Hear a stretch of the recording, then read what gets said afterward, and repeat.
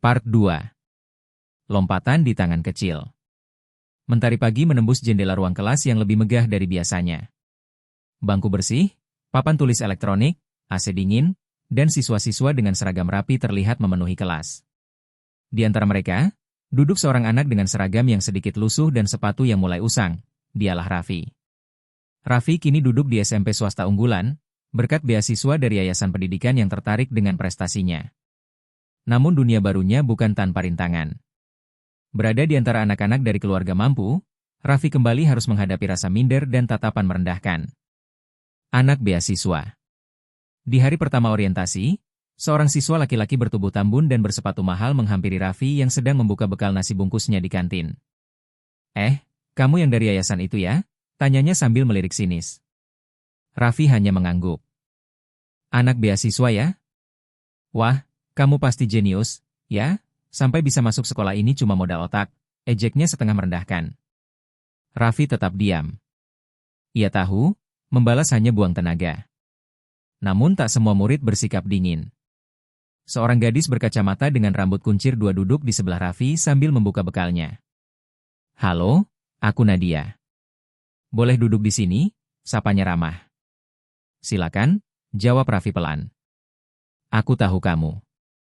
Kamu anak yang dapat nilai tertinggi dari SD Cendrawasih kan? Hebat banget. Raffi tersenyum kecil. Untuk pertama kalinya hari itu, hatinya terasa hangat. Antara kode dan kardus. Di perpustakaan sekolah yang besar dan modern, Raffi menemukan ruangan komputer, tempat di mana hidupnya akan berubah. Di ruangan itu, ia melihat beberapa siswa sedang belajar coding dengan bimbingan guru ekstrakurikuler. Mata Raffi terpaku saat melihat barisan kode di layar berubah menjadi animasi bergerak. Ia tak bisa berpaling. Dunia digital seperti membuka pintu ke masa depan yang tak pernah ia bayangkan. Sepulang sekolah, Raffi mendekati guru komputer. Pak, kalau saya mau ikut belajar coding, boleh? Tanyanya ragu. Tentu boleh, Raffi. Tapi kamu harus banyak baca dan praktik ya.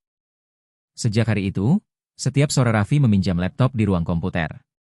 Ia belajar HTML, membuat halaman sederhana, lalu merambah ke Python. Ia rela pulang lebih malam, bahkan sesekali harus menyusuri jalan setapak dengan penerangan seadanya. Di rumah kardus, tetap bermimpi.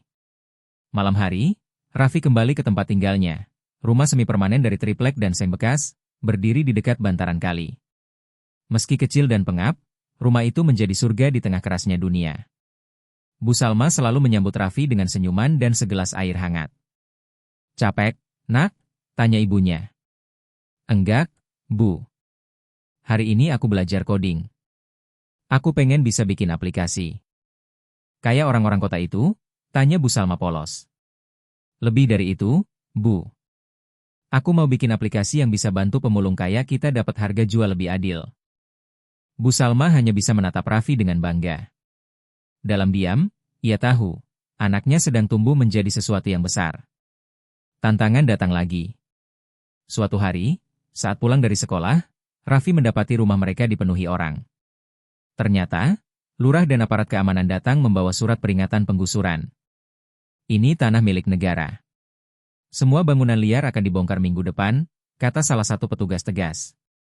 Bu Salma memohon, Pak, kami hanya numpang hidup di sini. Kami nggak punya tempat lain. Petugas hanya menggeleng.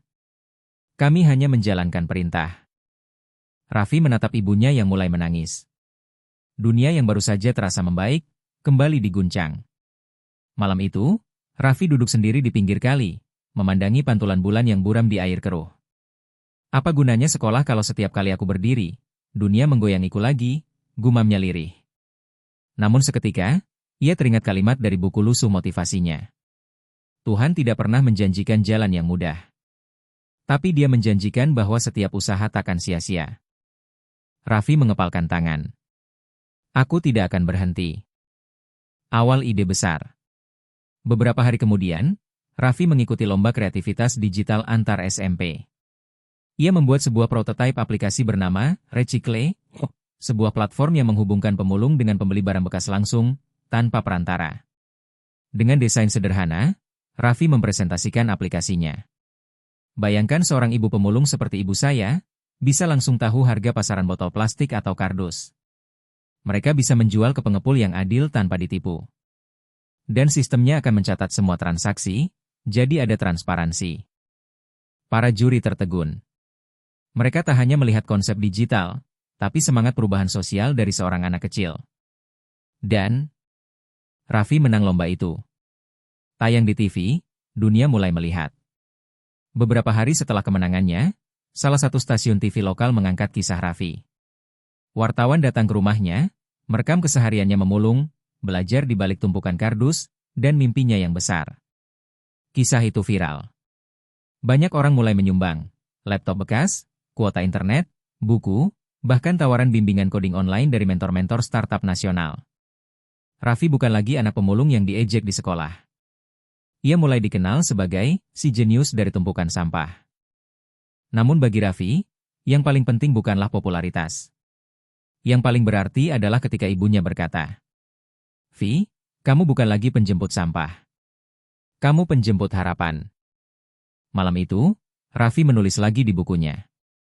Mereka bisa gusur rumahku, tapi bukan mimpiku. Selama aku masih punya ilmu dan tekad, aku akan terus bangkit. Ini baru awal. Lanjut part 3.